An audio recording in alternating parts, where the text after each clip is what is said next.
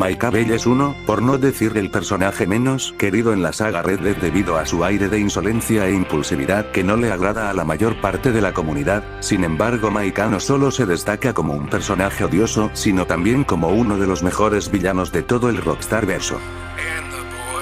O eso es lo que se dice.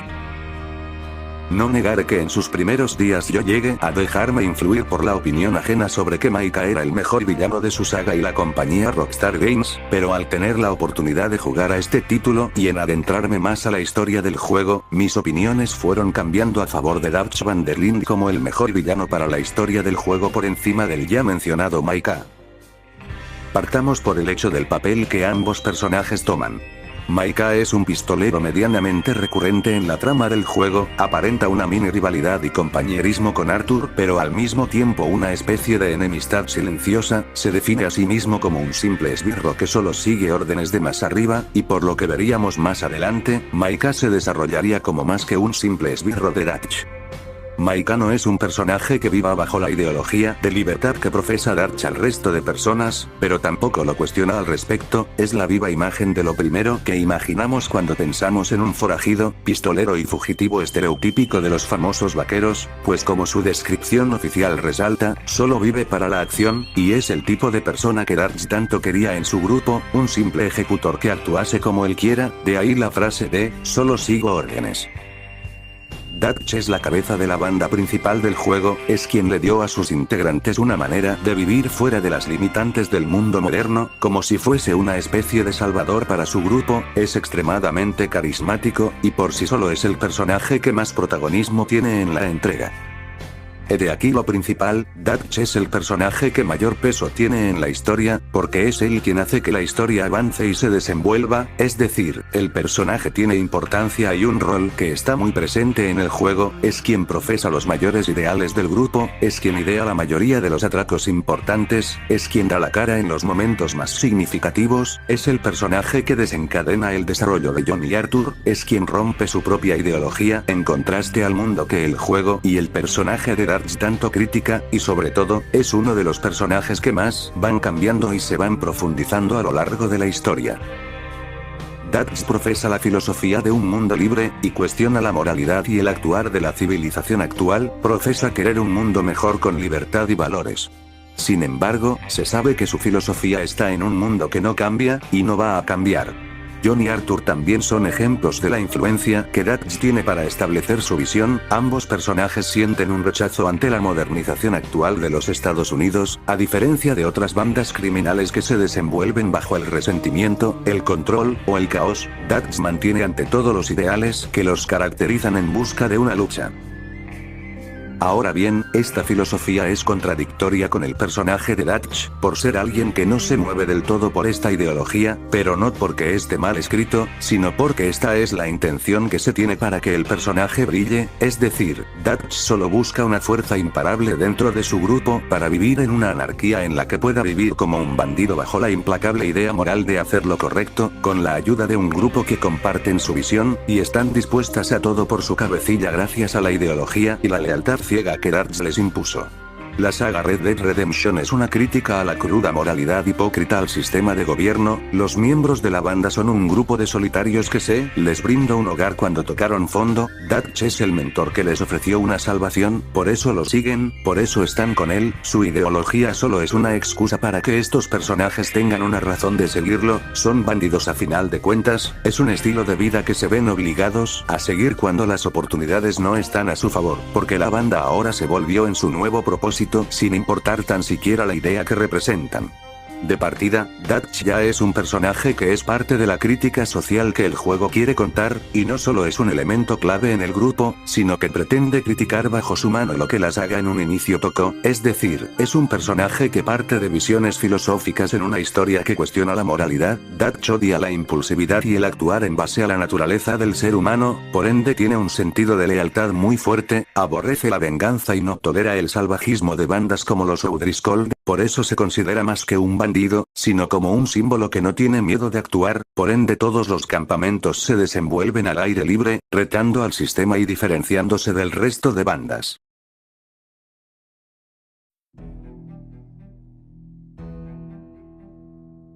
Angelo Bronte y Leviticus Cornwall son dos antagonistas que hacen contraste estrecho con Dutch. Son hombres muy poderosos con una ambición ilimitada de poder, son el lado oscuro del mundo moderno que Dutch rechaza, pero internamente también comparte. Angelo tiene un carisma que lo vuelve en el centro de la ciudad de Saint-Denis, para ser venerado como un ciudadano ejemplar, cuando en realidad solo es un farsante peligroso que controla la ciudad junto a una máscara, tiene a toda la gente importante comiendo de su mano a cual paloma, pero Dutch con el mismo carisma trata de jugar con él para reunir información que los lleve a conseguir dinero una vez que consiguen su amistad, pero Angelo le voltea la tortilla en una trampa contra el departamento de policía de la ciudad, demostrando que durante esta jugada el mafioso fue más inteligente. Este suceso fue muy duro para Dutch porque antes de esto se le ve con diálogos en contra de Bronte donde lo minimiza para hacerlo parecer alguien inferior a lo que realmente es, dando a conocer una lucha de egos en la que Dutch se ve y se cree mucho más inteligente que él por haberlo manipulado a su antojo para salirse con la suya. Antes de su traición, Arthur duda de la información que Bronte les dio, comentando lo incoherente que es dicha información. Dutch está plenamente seguro de lo que Bronte le dijo porque su orgullo no le permite ver las incoherencias de su plan, creyendo que después de tantos años engañando y jugando con la gente nunca se toparía con una persona que resultó ser igual de egocéntrico que él para hacerlo caer en su mismo juego. Es este el mayor golpe al ego de Dutch, el primer tope contra la pared que por un momento lo hizo sentirse inferior ante una figura que repudia. Por eso Dutch se venga de Bronte no por el bienestar de su banda, sino como un acto de venganza en contra de aquel que le vio la cara mediante una ironía que aboga por el opuesto estatus social al que pertenece.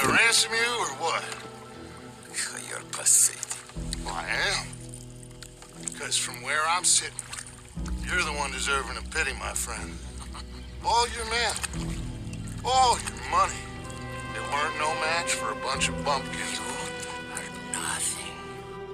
Bronte trata de usar su influencia para asustar al grupo y ser liberado, al tratarse de una figura sumamente importante al que no conviene matar o capturar, pero Dutch no es el tipo de sujeto al que esa clase de amenaza le importa o le intimide, y resaltando que él no tiene su misma influencia, pero posee dones y valores que Bronte en su infinita arrogancia jamás tendrá, dando a entender que ambos podrán tener un mismo orgullo, pero jamás estarán al mismo nivel. Angelo, con la percepción de que el dinero lo compra todo, sabe que solo necesita un precio para doblegar a cualquiera, y les ofrece a los hombres de Dutch una recompensa por liberarlo. Para Dutch la lealtad es sumamente sagrada, y que un tipo como Bronte indirectamente cuestione la lealtad que tanto les educó a sus muchachos es lo que a él no le agrada para nada, y de eso se derivó su lado más frío en contra de Angelo Bronte.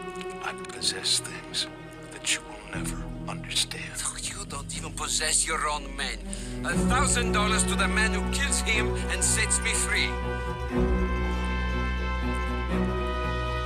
What are you gonna say now?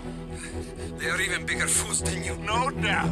The law will find you. Already, the dogs are on the way. Oh, yeah.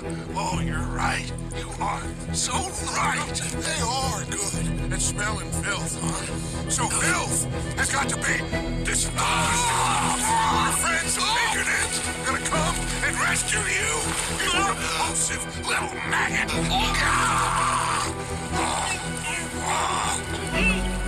Call them now. You call them.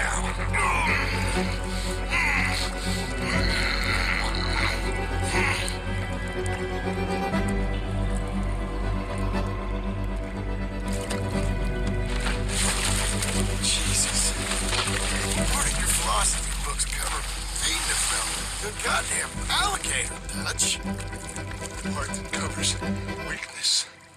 That part. I don't know. Well, I do. It ain't nice. I know it. But it is us or him. I figure it might as well be him. Este momento demuestra que por más valores que Dutch predica, él no deja de ser un hombre impulsivo que actúa por violencia y mero ego. Lo demostró en misiones anteriores, donde solo actuaba bajo sus propias ideas, lo demostró cuando planeaba ir tras Bronte al sentirse inferior, lo demostró cuando le resaltó en la cara que él vale más como persona, y lo demostró cuando lo mató a sangre fría.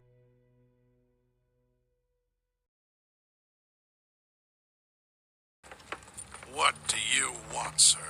I'm not quite sure just yet. Your impudence will be your undoing, sir.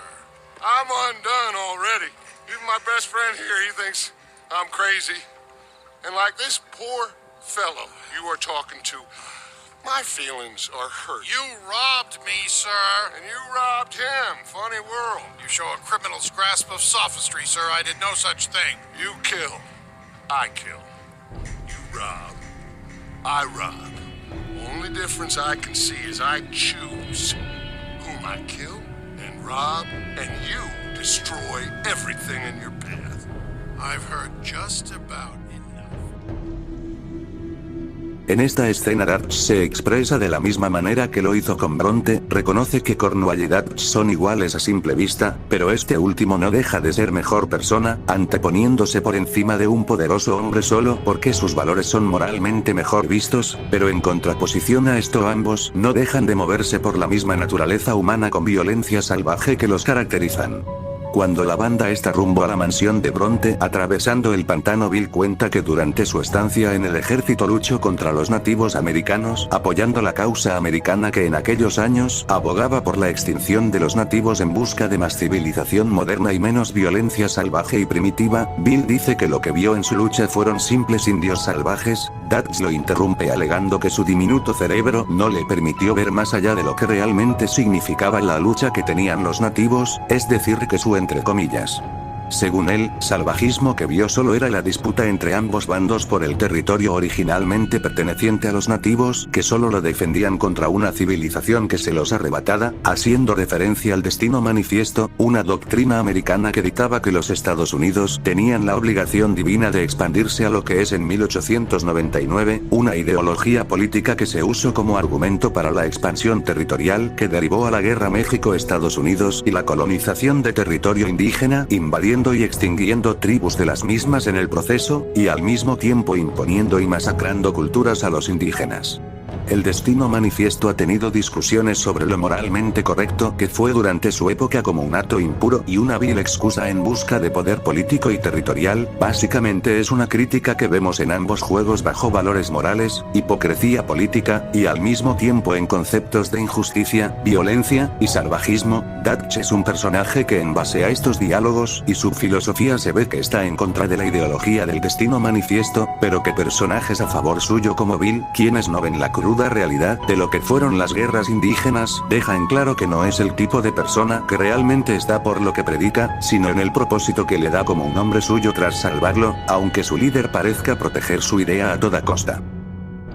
Dutch justifica su visita de cortesía con Cornwall bajo sus argumentos de ser un luchador en contra de la injusticia e hipocresía americana, es decir, actúa por razones a favor del pueblo como él mismo dice en sus diálogos. Arthur duda de lo que puede hacer porque no puede cambiar algo que realmente no puede cambiar.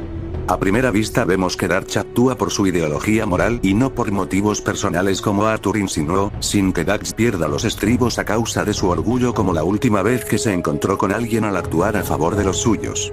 Cornwall es una persona que no tolera que le roben una sola vez, pues es lo que bastó para que éste le declarase la guerra a la banda cuando empezó a financiar a los Pinkerton, cuando éste demuestra lo tirano que es, al exigirle el ejército que cubra gastos y que no parará de gestionar económicamente su imperio minero con tal de hacerse más rico, demuestra que es alguien extremadamente ambicioso en la avaricia, pero cuando alguien, según él, se ríe en su cara al robarle, este no tiene problema con romper su ambición avariciosa con tal de atraparlo, no permitiendo que alguien le juegue de esa manera, siendo él un poderoso magnate con un ego fuerte que le exige no solo cumplir su necesidad de poder con deshumanización y ambición, sino que también le exige hacer hasta lo imposible por proteger su mismo ego cuando es dañado por lo más mínimo que juegue en contra del mismo por encima de todo, inclusive superando sus propias ambiciones y metas. Es curioso porque estas características indirectamente hacen acordar a alguien más. El agente Milton menciona que no puede permitirse romper las leyes del país para atrapar a Vanderlyn. A esto Cornwall responde diciendo que eso solo es una excusa barata dentro de un país como Estados Unidos, exigiéndoles que ante todo y sobre todo lo posible e imposible encuentren a Dutch Vanderlyn. The law? I think we both know what you can do with your law. Find me Dutch Vanderlyn. Bring him here and leave the laws to them as need them. Good day, sir. Come along, Mr. Ross, we have work to do. En el momento en el que Cornwall vuelve a mostrar su tiranía y dando a entender que no le importa el bienestar de sus empleados con tal de hacerse más rico, casi como si se tratase del momento perfecto para actuar, es cuando Dutch Van der Linde hace presencia enfrente suyo. Dutch trata de demostrar con sus diálogos que son personas similares pero al mismo tiempo muy opuestos. Le propone un trato en el que Libycus le dará un barco y una cifra de dinero con tal de dejarlos ir y no volver a verse jamás, a lo que Cornwall por obvias razones se ríe y se niega a cumplir su deseo, y Dutch solo actúa. You sure? Good. I prefer it this way. You lost your man! Arthur ya se lo había dicho, no puede cambiar un mundo que no lo hará, pero Dutch con tal de mantener sus valores él hará hasta lo imposible con tal de que Cornwall deje de destruir todo a su paso por mera avaricia. Sin embargo, Dutch no habló con Cornwall acerca de su misión moral, porque incluso le propone salir del país y dejarlo todo en un último encuentro sin más. Parece que solo actuaba en esa fachada para alimentar su ego de superioridad cuando le resalta a Leviticus en la cara que tiene valores y una ideología que moralmente está mejor vista en contra de alguien que solo se mueve por puro poder y dinero, muy similar a como pasó con Angelo Bronte. No es incluso casualidad que este solo sale de su escondite cuando Leviticus menciona que los sentimientos de sus empleados son insignificantes en su negocio, dando a entender que Dutch actúa como un falso moralista que se mueve en esta idea de hacer lo correcto para tener la oportunidad de satisfacer su necesidad de sentirse superior ante alguien que le ocasione tantos problemas y a su vez tenga su mismo ego como ya lo había hecho antes, porque eso es lo que es Dutch, un falso moralista que no le interesa lo que predica cuando sus acciones apuntan a actuar por un ego que lo incita a sentirse superior a otros. No por nada prefirió matar a Cornwall que insistir en hacer una vía pacífica, porque a él no le importa solucionar las cosas pacíficamente como decía, sino tener una excusa moral para matar a alguien cuando se negase en base a venganza y orgullo. And fast. Otherwise, Cornwall, them Pinkertons, they've got us penned in here, and ain't none of them stopping. Well, Cornwall's why we're here. Shall we, Dutch? Yeah, it's time to go. Let's head to the river. Oh, leave Cornwall alone. He ain't... We need money, but revenge? Now? Of course it's for money. Come on, Arthur. This better not be no stupid revenge mission, Dutch. It ain't worth it. Don't be ridiculous. Oh, Arthur, it's just a simple social call. I'll tell you what. You give me this ship, $10,000, and safe passage out of here. I'll let you live. I'll do no such thing. You sure? Good. I prefer it this way. Good. I prefer it this way. Good. I prefer it this way.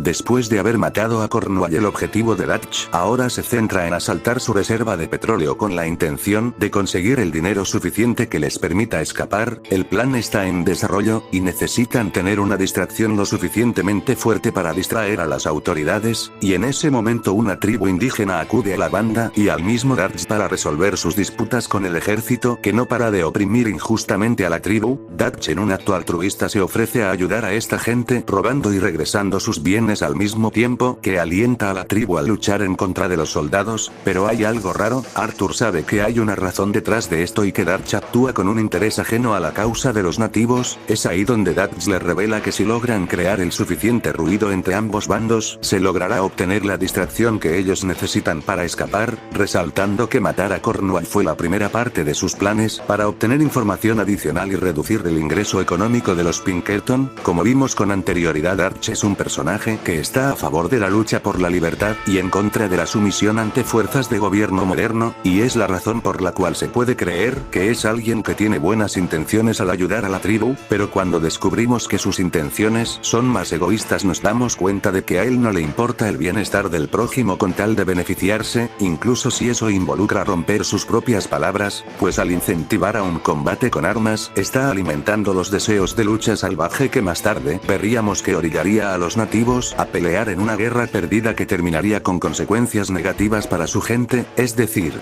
Dutch contradice fuertemente sus valores dejando al descubierto a un hombre que no siente remordimiento por el sufrimiento ajeno y tampoco le afecta aprovecharse de eso, actuando como un egoísta manipulador en lugar del altruista esperanzador que aparentaba. Águila Abuela es un personaje que se usa para mostrar esta doble cara de Dutch como alguien que hace contraste con Arthur, es decir, es un joven que se le alienta a luchar por causas nobles a favor de todos, sin darse cuenta de que solo es alguien que está siendo manipulado por alguien más con intenciones egoístas y personales. Indirectamente también es un personaje que tiene cierto paralelismo con Dutch, pues ambos son el resultado negativo de lo que la lucha por cumplir con su orgullo y sus ambiciones puede traer de tal manera que a uno mismo le termine perjudicando y no beneficiando, especialmente cuando se ignoran voces opuestas con ideas más crudas, pero que tratan de ponernos los pies sobre la tierra. Pero sobre todo y más importante, presentan cómo dicha ambición puede ser alimentada por voces ajenas que nos alientan aunque hayan razones que beneficien más a esas mismas voces que a ellos mismos. Micah para este momento ha ocupado un lugar como el motivante de Dutch. Cuando John empezó a cuestionar sus planes, Dutch empezó a ir muy en contra de él, porque como mencioné casi al inicio del video, a Dutch no le interesa tener a gente que se preocupa por el futuro y de paso que lo aconseje, simplemente quiere a gente que no lo cuestione y simplemente confíe en él, y cuando Arthur también cuestionaba a Dutch simultáneamente con John, en consecuencia Dutch también empezó a ir en contra suya, al darse cuenta de que la ambición de su líder lo estaba consumiendo.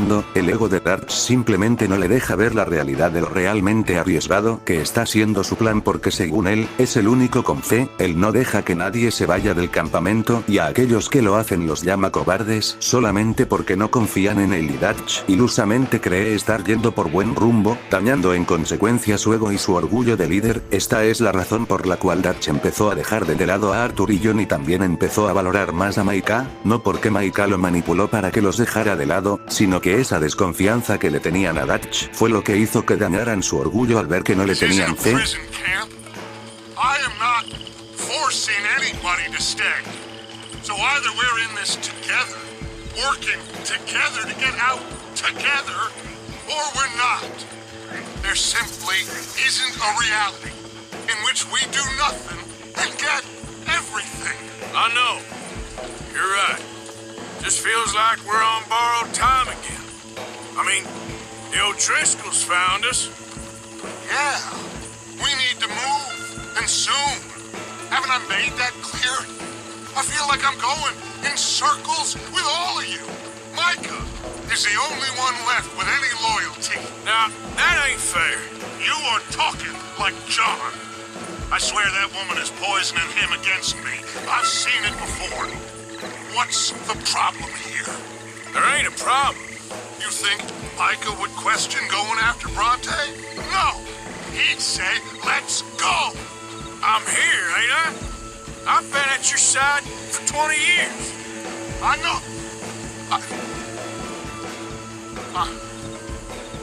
I'm sorry, son. It's just the endless debate about everything is wearing me down. The others, I can take. But when you're not behind me, it hurts. I'm behind you.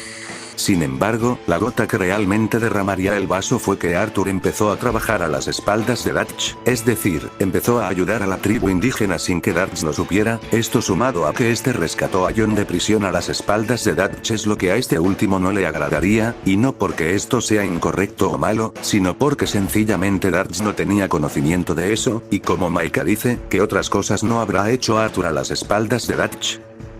Es decir, estas acciones que tanto Arthur como John hacen, indirectamente ocasionan una desconfianza directa hacia Dutch, y al mismo tiempo se la generan de él para ellos dos, e indirectamente alimentan las sospechas falsas de Dutch, de que ellos son unos traidores. I had a plan. I still have a plan. What plan? What goddamn plan, Dutch? Tahiti? Timbuktu? That's enough! What's wrong with you all? What happened to loyalty? Yeah. What did? Thank you, Javier. Bill. Right now, it doesn't matter how we got here. These men need our help. I have a plan. This is the plan. So either stick with me or cut loose. Because I am tired of this constant descent. Long tired of it. Now come on. Maika, al ser el único miembro cercano que le alimenta el ego y lo alienta a hacer lo que quiere, hace que de una u otra manera Dutch le tenga más aprecio para toda esta parte del capítulo, de tal manera de que es quien está al tanto de todos los planes de Dutch, incluso en un momento en el que ambos personajes dudan de sus lealtades hacia el líder. Maika revela que el plan de Dutch está en hacer detonar un puente por el cual pasa el tren del ejército para que él mismo no intervenga durante su distracción, dicha distracción que más tarde les permitiría ir por el dinero de Blackwater con el que podrán escapar, plan que sabemos que es mentira, pues el puente tenía la función de llamar la atención del último tren que asaltarían con el dinero, que según Dutch tenía la función de reparar el puente ya explotado, y también el regreso a Blackwater evidentemente nunca se dio como último golpe final, siendo una prueba de que Dutch no confiaba lo suficiente en Arthur como antes para darle a conocer sus verdaderos planes, un detalle muy curioso porque durante todo el capítulo Arthur no solo juzga negativamente los planes de Dutch, sino que pasa a desconocer la gran mayoría de su plan, porque Dutch no confiaba en él, un detalle que también va ligado con la ambición insaciable del personaje, pues cuando parece que ya hay suficiente para parar, inmediatamente pretende seguir con lo mismo, aunque un evento aleatorio nos revela que Dutch tampoco planeaba parar a pesar de asegurarle a Arthur un último trabajo para todos. Los anteriores últimos trabajos en capítulos anteriores nunca se lograron llevar a cabo por sucesos inesperados, sin embargo, aquí todo estaba saliendo acorde lo fue planeando Dutch, y aún así, se sabe que esta promesa de retirarse a un mundo mejor era una completa mentira. Once all this gets shaken down a little and calmed down, we're gonna get going on business, boys. Good business. I got good ideas. Me and Dutch, we both have. We've talked about Australia. It's an amazing place. More land than you can imagine. We'll go someplace good. Dutch has got plans. Good plans. He has.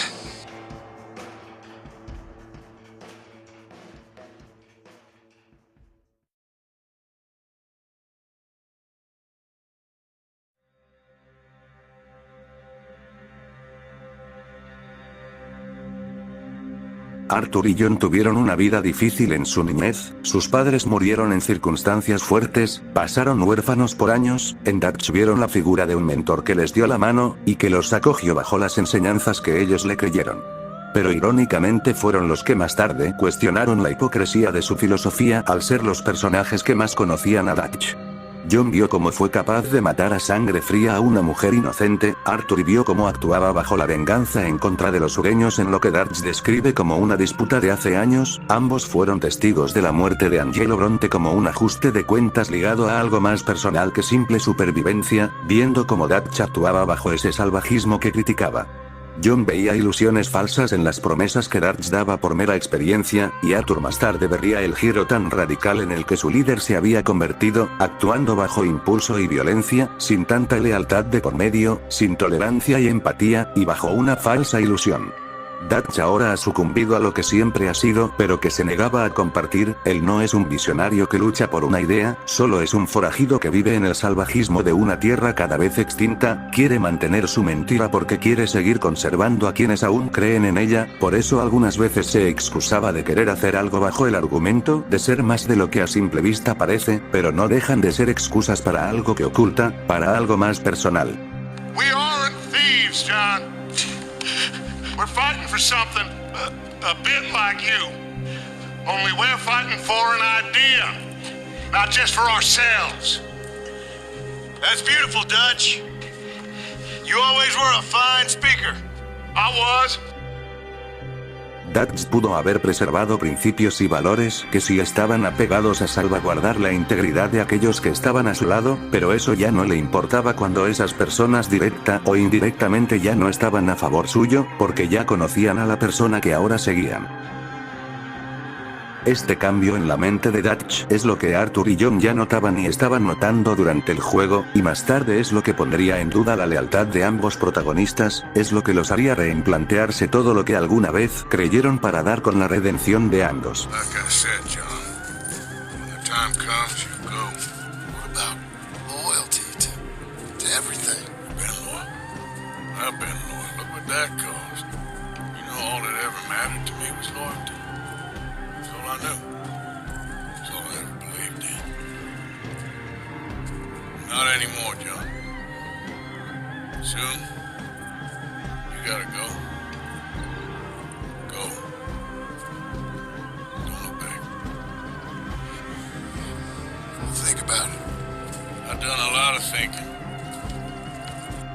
Es simplemente increíble cómo la historia se enfoca en mostrar cómo Dutch es un personaje que no es lo que aparenta, que solo es un hipócrita que vende una mentira para vivir en su mundo anárquico. Todos estos puntos que van en contra de lo que profesa no son argumentos que jueguen en contra de lo mal construido que está, sino que son virtudes que engrandecen la realidad por el cual el personaje vive. Cuando se le cuestiona y se deja sucumbir ante su salvajismo, solo se deja en claro la profundidad que el personaje acarrea por ser más de lo que aparentaba. Es esto lo que enriquece la forma en la que este personaje se profundiza, y más tarde se va desarrollando para darle la espalda a nuestros protagonistas, y más tarde en lo que veríamos en el primer juego años siguientes. Dutch me parece mucho mejor villano que Micah, porque no es una figura antagónica que solo hace acabar la historia, sino porque es una figura importante para la historia y desarrollo de otros personajes. Cuando Dutch cambia, el resto se cuestiona. Cuando Dutch hace algo, es lo que ese cuestionamiento impulsa a los personajes a actuar. Sin Dutch, no hay bases en los personajes de John y Arthur, sin Dutch, no hay desarrollo entre estos personajes. Es decir, Dutch es el personaje clave por el cual Arthur y John se complementan y se van trabajando. Ambos también son fundamentales para ser conscientes de lo que Dutch es y lo que se estaba convirtiendo, porque también complementan a su desarrollo. Es Dutch quien mueve todos los hilos por los cuales se avanza en la historia, porque es el quien reunió y creó a su propia banda, es quien abrió su rostro salvaje innumerables veces para que Arthur y John fueran abriendo los ojos con su hipocresía, fue quien poco a poco fue cerrando su tumba con cada plan ambicioso que tenía y quien más tarde su terquedad Diego le jugó en contra, es quien establecía la lealtad ciega que él quería ver en sus hombres, por eso tendía a ser insistente con dicha lealtad. La lealtad ciega que quería tener para el visto bueno en sus planes nunca la tuvo del todo, por eso dejó de lado a nuestros protagonistas, por eso confío a favor de Micah, quien sí le daba lo que él quería, aunque esto más tarde lo perjudicaría. What the hell are you talking about, cowpoke? You talked. That's a goddamn lie. Dutch. Dutch, think of the future. Milton told me. And you believe him, Black Lung? You believe him? It all makes sense now. No, it damn well doesn't. Dutch. Think. Dutch, be practical now. All them years, Dutch. For this snake. Oh, be quiet, cowpoke. Be quiet. You live in the cloud. En Red Dead Redemption 1 la historia no solo se enfoca en atrapar a 3 de los antiguos camaradas de John, sino que también se enfoca en criticar la civilización actual y los contextos políticos de esa época, y Dutch es una pieza que también se usa para esta crítica de forma similar a como se vio en el segundo juego.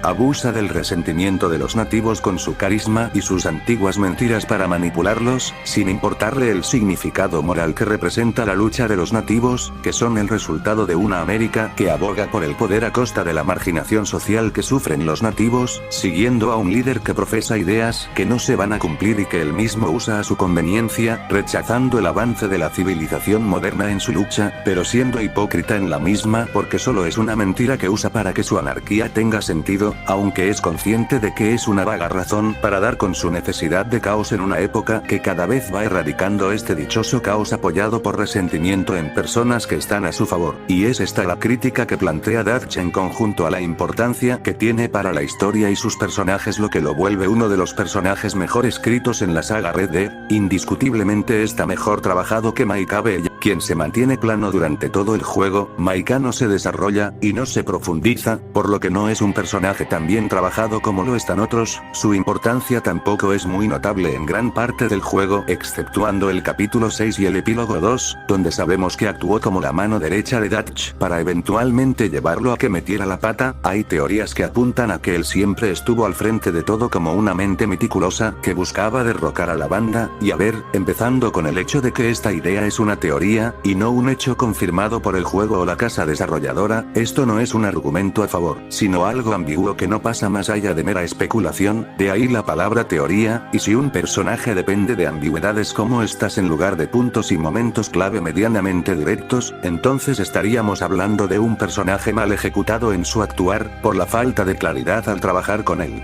Otro punto a favor que se le atribuye a Maika, es su importancia en el capítulo 6, siempre se le alude de ser quien planificó la gran parte de todo el plan de Dutch, como si fuese la mente maestra detrás de todo lo que lo vimos hacer en el capítulo, cuando no, Maika solo fue un motivante para que Dutch pudiese actuar acorde lo que él quiso, es decir, Dutch tenía un plan. La desconfianza de Arthur y la terquedad de John que ponían en duda dicho plan es lo que a Dutch no le parecía, es por eso que Maika juega como la voz que lo alienta y que lo apoya cuando el resto no lo hace. Por eso Maika se volvió en su mano derecha, porque es una especie de motivación que está a su favor cuando Dutch más lo necesita, cuando nadie más lo está. Como Maika lo menciona, él solo sigue órdenes, porque Maika siempre fue lo que Dutch siempre quiere, sin cuestionamientos, sin desobediencias y solo aporte y lealtad ciega sin criterio, que no hable y solo lo siga. Por eso están las broncas entre John y Arthur con Dutch sobre esto, porque el ego y la visión ciega de Dutch le impide considerar que puede equivocarse y que puede fallar, porque para él puede lograr lo que quiere, y Maika actúa como esa fuerza que Dutch necesita y la validación que va perdiendo, y al mismo tiempo Maika aprovecha esa discrepancia de opiniones entre Dutch con Arthur y John para que este los deje de lado. I tried to stop. I mean, I don't know. I tried to go straight.